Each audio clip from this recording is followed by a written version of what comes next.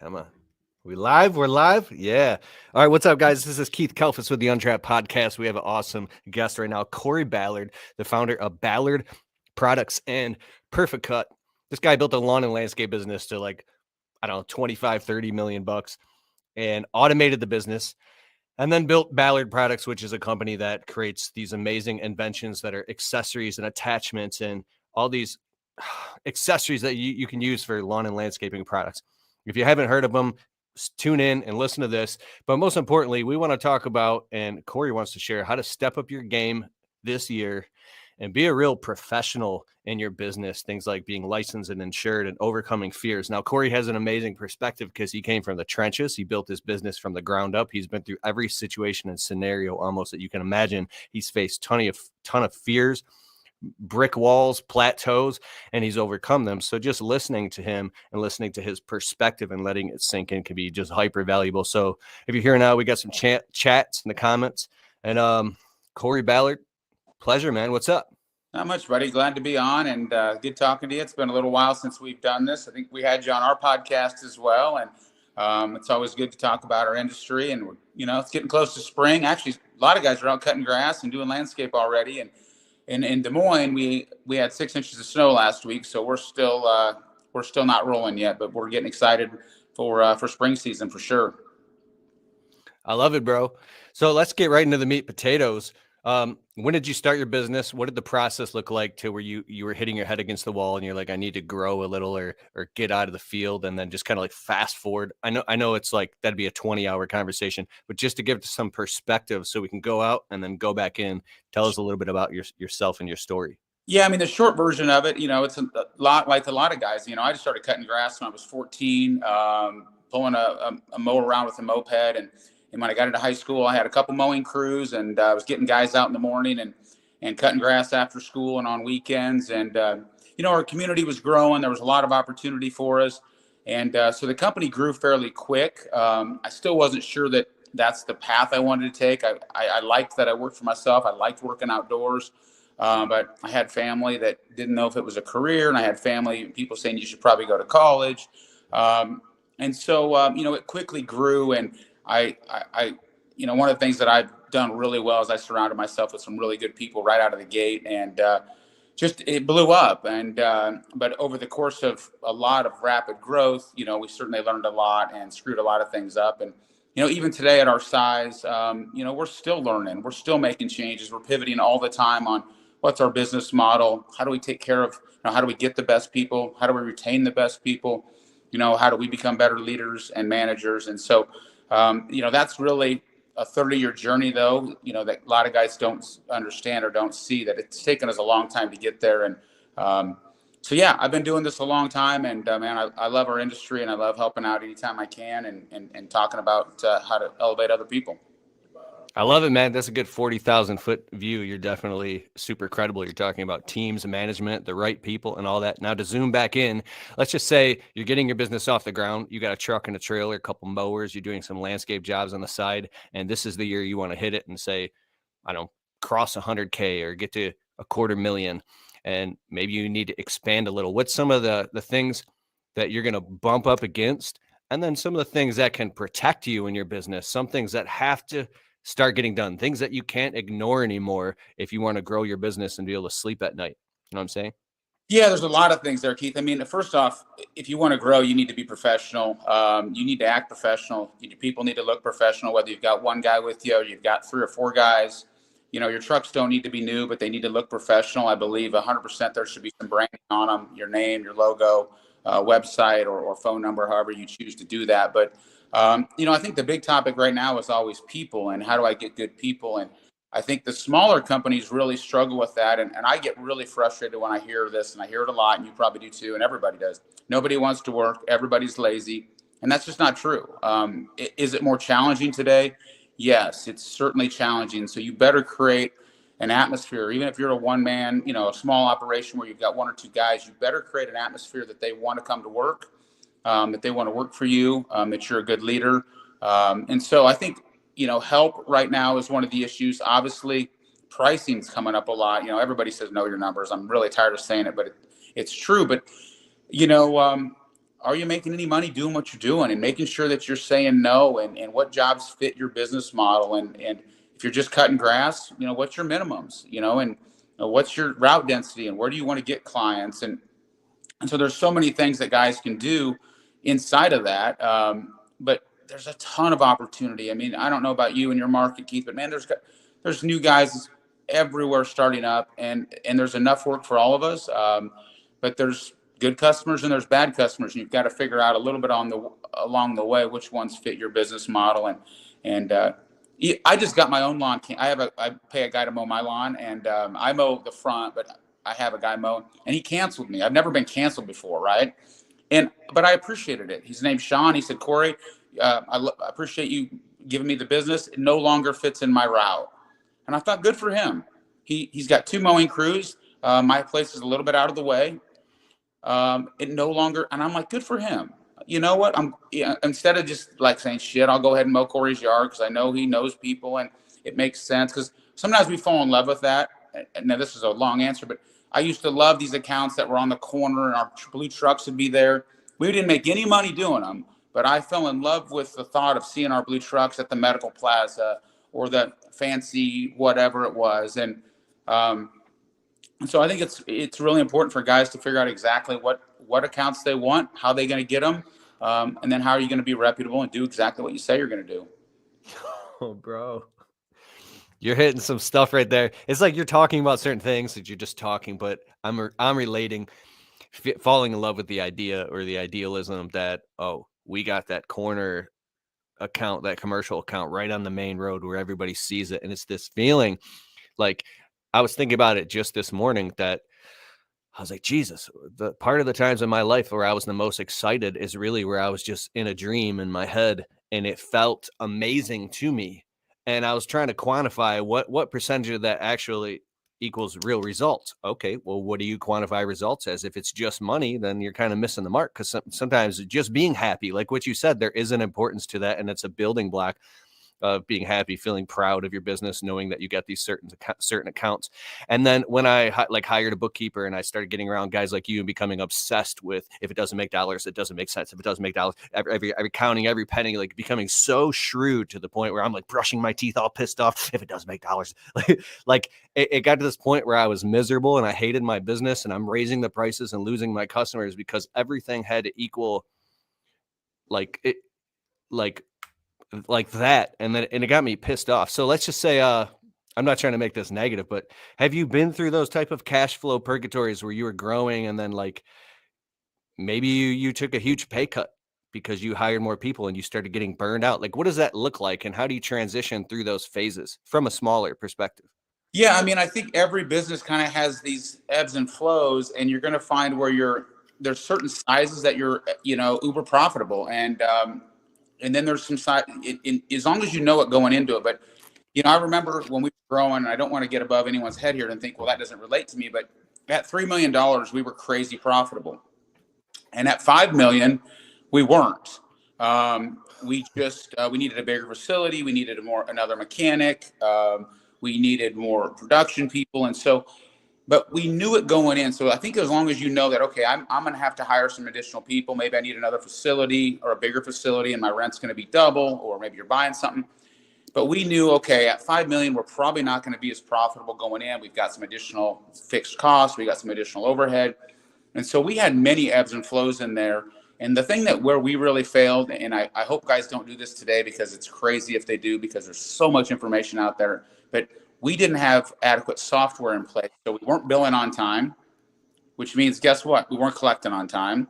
So we're out there with fancy trucks, great accounts, great employees, and we got no cash. We got no freaking cash. And I remember every Tuesday we would meet with our team, and it was all it was 90 and 120 past due. And we're out doing work and we're not collecting. And part of it was we weren't invoicing on time. We weren't following up well. And so, yeah, man, there's been times when, and then before we changed our snow model, especially when we used to do snow per push and we'd just be sitting around praying for snow before we went to more of a seasonal model. But yeah, man, Keith, there's been so many years where, and I've told this story many times, it's almost embarrassing, but when we did $10 million, we lost $150,000 that year.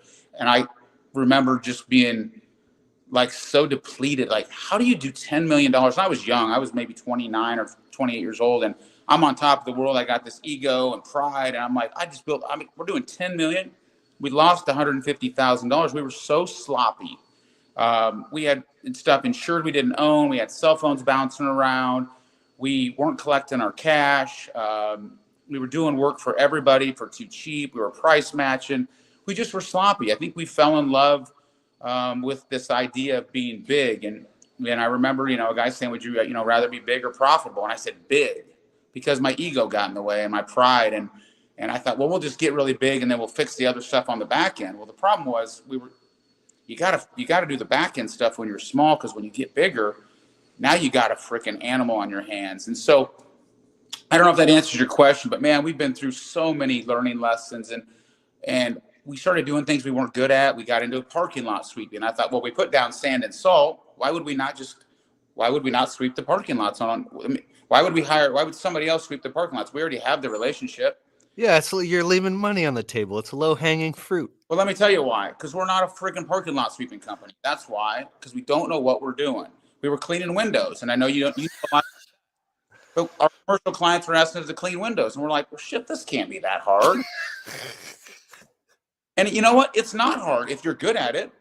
But we're not a window cleaning company. You got new employees on Monday, they're cleaning windows. Tuesday, they're cutting lawns. Wednesday, they're digging trenches. We didn't know. And so, I always tell guys, man, what are you good at? What are you most profitable at? What is your business model, and who are your ideal clients? And just write down it on paper. This is who we want to be. This is the clients we want. This is the type of people I'll need to service them at their best. And then you go after them. And we got so spread out. We were in erosion control, and we were doing all kinds of crazy things. And so for us, it was a great lesson. I'm glad I learned it. And I hired a CFO, and he came in and told me, we basically said, hey, how much more money do you want to lose? And I said, you hired a chief financial officer to go through the business, but I needed cross every T, dot every I, and look exactly what's making money, what's breaking even. Yeah. Okay. What I needed, Keith, is I needed somebody that wasn't emotionally attached to the business to tell me the truth.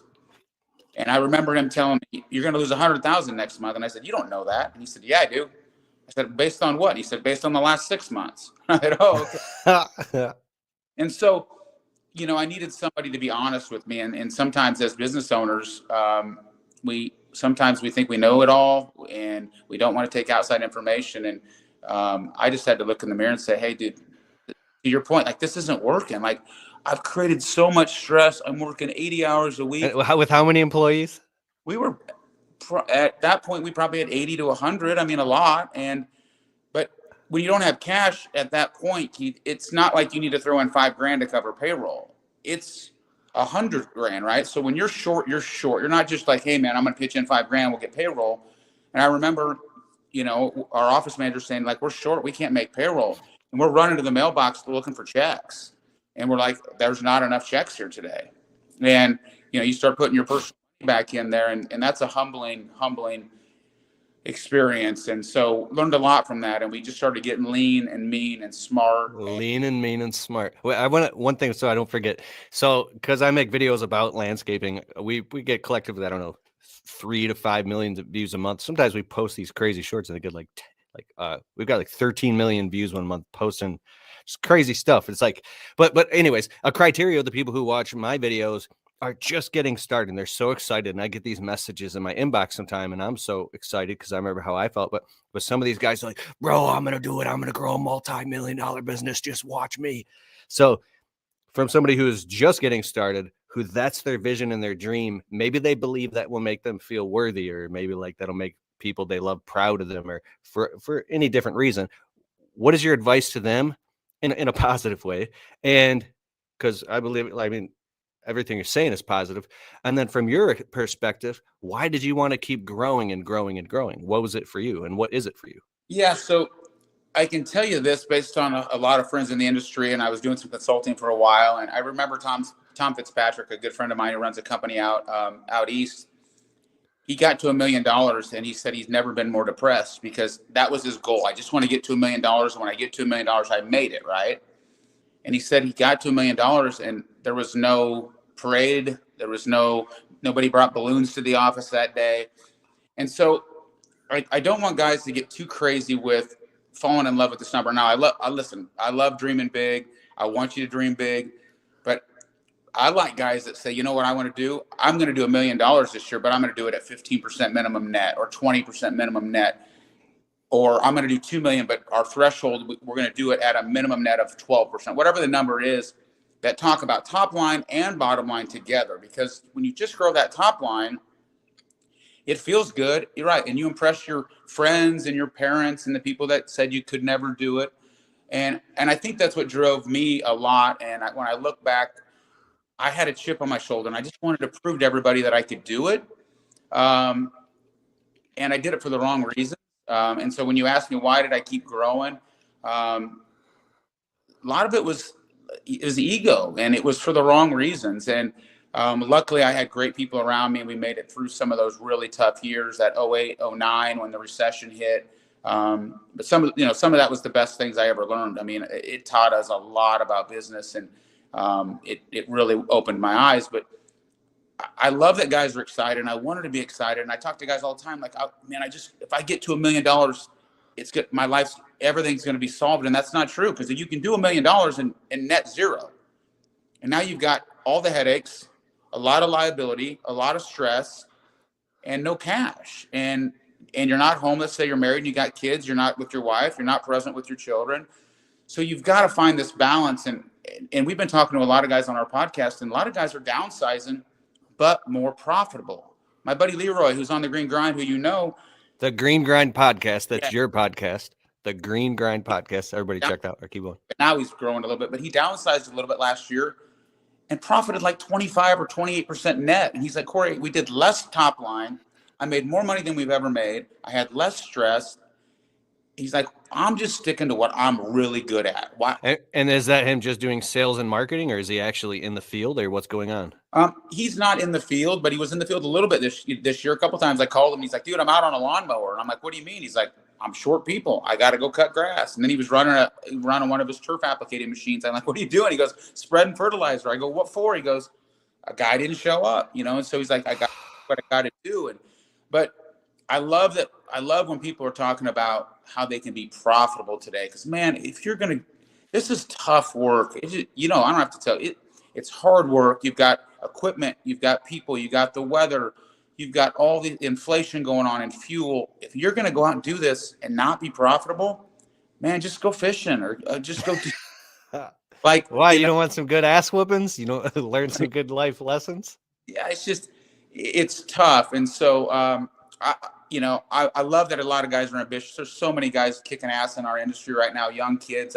I'm following some guys that are 18, 19 years old, and they're just kicking ass. There's a guy in our community that's like crushing it. That's 20. I think he's doing 3 million. That's awesome. Killing it. Let me say this. He's doing 3 million. I don't know what he's netting. It looks really sexy on the outside.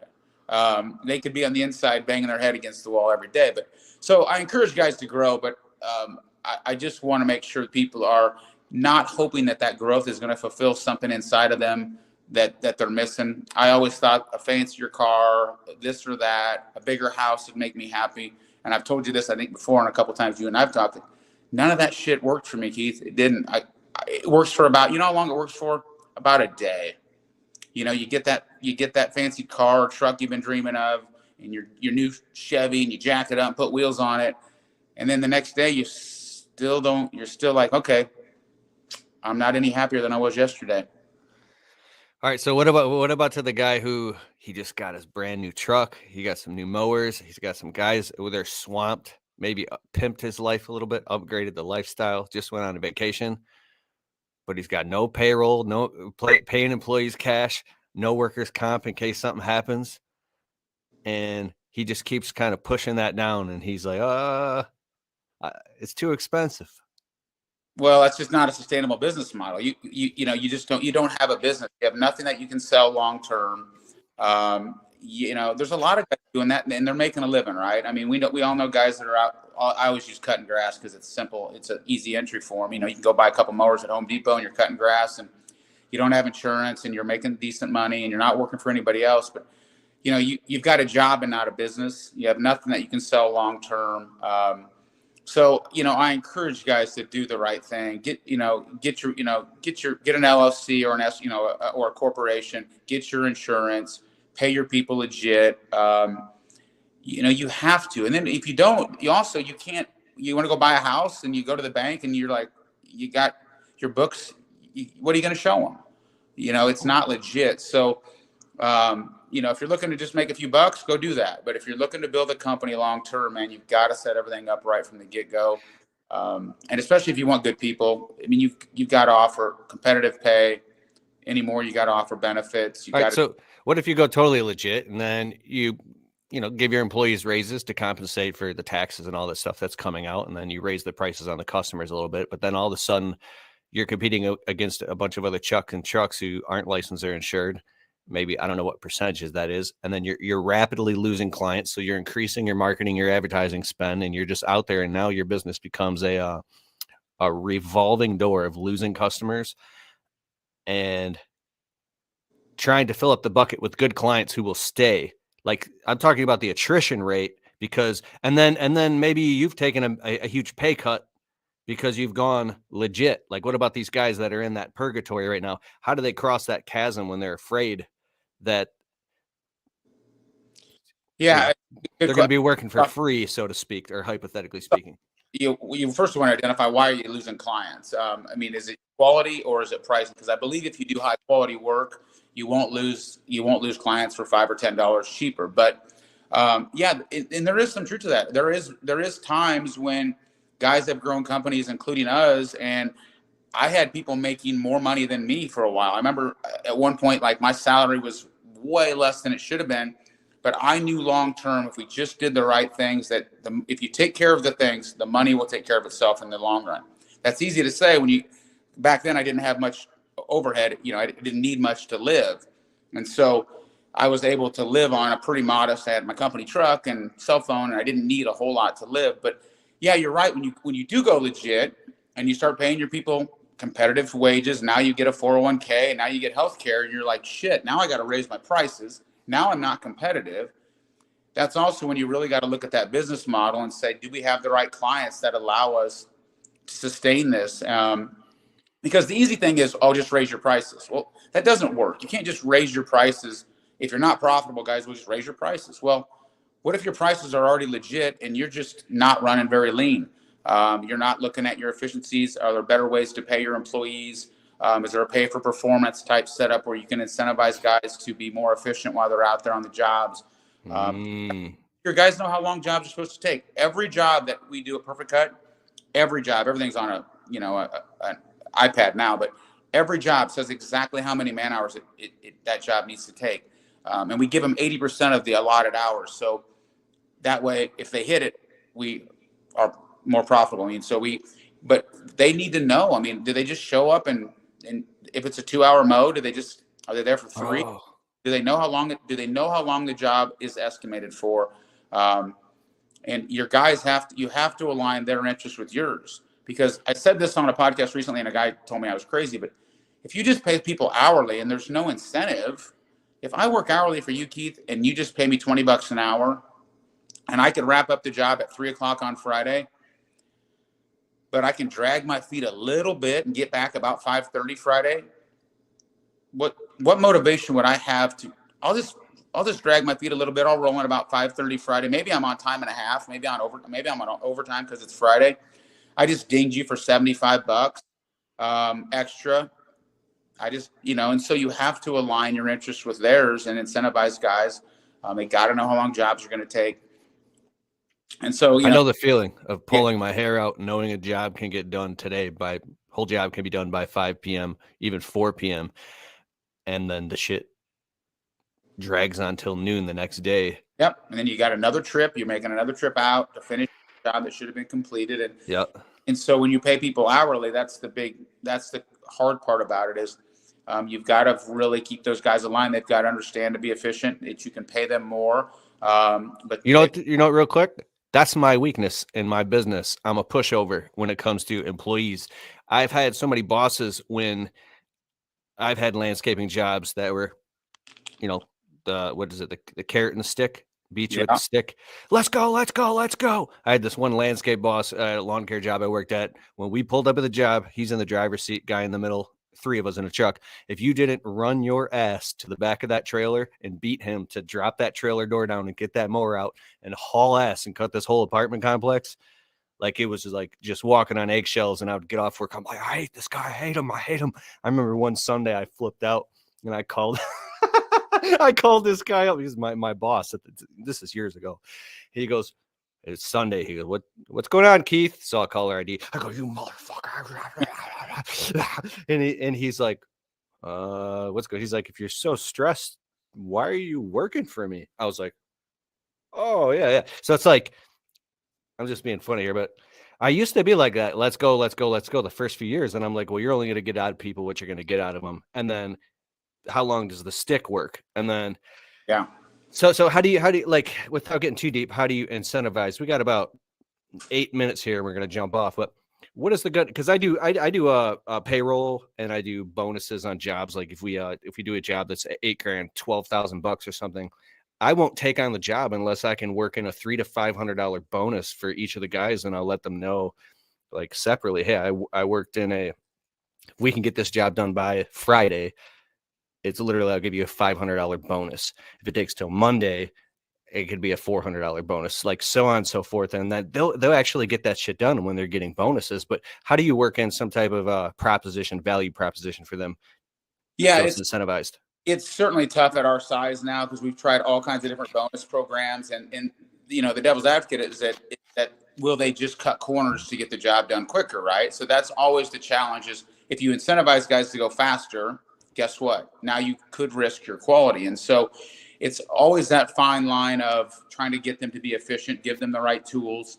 But I think to your point though, it's communication. Hey guys, we've got this project. We really need to wrap it up Friday. If we can do that, we've got some bonus in here. It's as a small company, it's nice to be able to show those guys exactly. There's software out there now, which is Mike Andes has got one, which is called P for P. There's several other out there that show those guys. And when you start incentivizing guys and letting them see that the more efficient they are, that the more they can make, it's amazing how much more you'll get done. Because to my point, if I'm just hourly, why would I kill myself? I actually make less money to bust my ass hourly. It's counterintuitive. It doesn't make any sense. So you want me to work my ass off to get done at 3, and I bring home less money to my family? Wait, you just gave me an epiphany, bro. So instead of emotionally, like me being upset because the guys aren't, I'm like, oh, I'm a pushover. Why am I being going through all this emotional crap in the business? You just install, I'm making it sound easy, but the epiphany is you install structure, frameworks, systems, incentivize things. They're written, they're expressed in the form. They can read it. You verbally tell them, and it's off your hands. There is no emotion. Get it done by this time, and it's right. If you cut corners, you got to go back and fix. Don't cut corners because you're like, it's just a very cut and dry thing, right?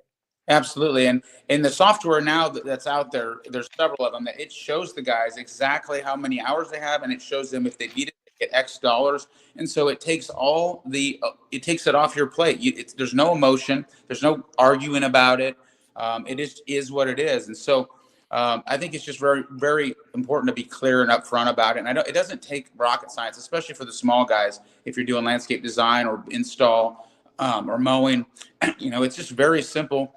But it's got to be a win-win for the company and the employees. So if we've got 50 hours of mowing to do and we can complete it in 40, I'm gonna give you 5 hours of pay extra. The company wins 5 hours, the employee wins 5 hours. Everybody wins. If there's callbacks, and we usually have to do it a week, you have to pay bonuses usually a week in arrear, because if there's callbacks, then those get deducted. And so nobody likes callbacks. So kind of important, I hate to say it, but to post those on a board where you've got, crew 1, 2, 3, and crew 3 had 3 red cards, and that means they had 3 callbacks last week. Nobody wants to see that, and pretty soon the guys will start going, shit, I don't want to see my name on that board with a red card. That means I got to go back.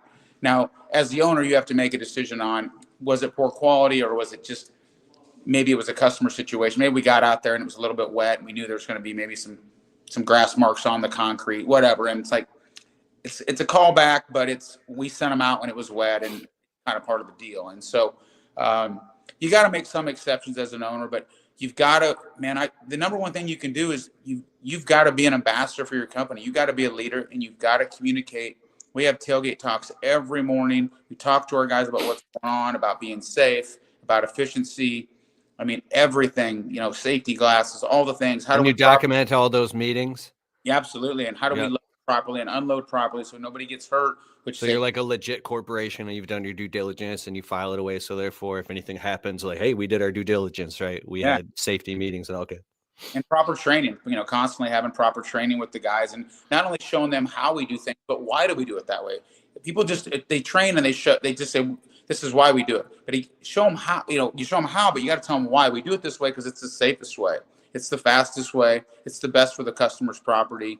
It's safer, whatever. And so there's more than just showing guys how to do things. You have to take the time to train people. And I think so many of us, including us in the beginning, man, guy walks in, we throw him a blue t-shirt and he's on a truck the next day. And then we're like, well, he's not very good. Well, no shit, he's not very good. We didn't train him. We didn't tell him who we are, what we stand for, what our customer values are, what our core values are. What type of work do we do, and why do we do it that way? And you've got to sell people you've got to sell them on your story and who are you as a company. That doesn't mean you have to be 100 employees or 150. If you got two guys, they better know who you are, what you stand for, and that you're going to take care of them, and what opportunities. People aren't going to stay at a company where there's no opportunity for them. I'm just telling you, they're going to go work. There's so many opportunities and jobs out there that if you don't offer it to them, they're going to go work for the big guy, and he's going to take care of them. I love it, bro. That was good. Hey, your podcast is the Green Grind podcast, right? Sure. It's on all platforms. Yep. Every Tuesday we drop a new episode, and we try to get great guests on there. This year we're really working on bringing guys in that are 3-5 million plus, and I'm only doing that because last year we had a lot of small guys on. I really want guys to learn, like, what did it take to get to 3 million? What did they have to do as owners and managers, and what did they have to change internally to lead 20 guys instead of 5 guys? And wait, what did they have to change internally in their head and in their heart and inside their business? I think they have to be honest with, what are you good at? What are you best at? Are you the best sales guy at your company? Then you should do sales. Are you the best guy at operations? If you're terrible in the office or terrible at book, hire somebody and get back out. If you're the best sales guy, go sell. If you're the best operations guy, run operations and hire a sales guy. And so I think as owners, we like to think we know it all and we can wear all the hats, and you can do that, but you're not going to grow. You have to be really honest with yourself. And then sometimes I'm old school. I write down, what am I good at? What things do I suck at? And what do I need help with? And who in my company, if anybody, can help me with these tasks? And if not, I need to hire somebody, and they need to have this skill set, because I know that we've got a void right here, and we can't grow, without filling this gap. And so I know what I'm good at, and I have to be really honest about it. And I stay in my lane, man. I just try to do the things that I'm best at, and I try to hire great people around me to do the things that I'm not good at. Man. All right, let's end there. Okay. That's good. Because as you talk, you bring up things. I'm like, I want to go for another 20 minutes, bro. Yeah. Well, I appreciate you having me on. It's always fun. We could go for hours for sure. Oh, bro. All right. Kory Ballard, Ballard Products, ballard-inc.com. And hey, I love your Instagram videos. I'll be scrolling through Instagram, and then all of a sudden I see Kory on a mower, muscles popping, bro. What's up? I'm Kory from Ballard Products, blah, blah, blah. And you'll just talk about some new, I don't even know how you invent all that stuff, but that stuff's amazing. Everybody watching and listening on the Untrapped podcast as well, check out Ballard Products. Genius, bro. I love your stuff, man. Well, I appreciate it. Thanks for having me on, Keith. We will certainly catch up soon, buddy. Peace out. Have a great day. Thanks, everybody. Thanks, man. Later.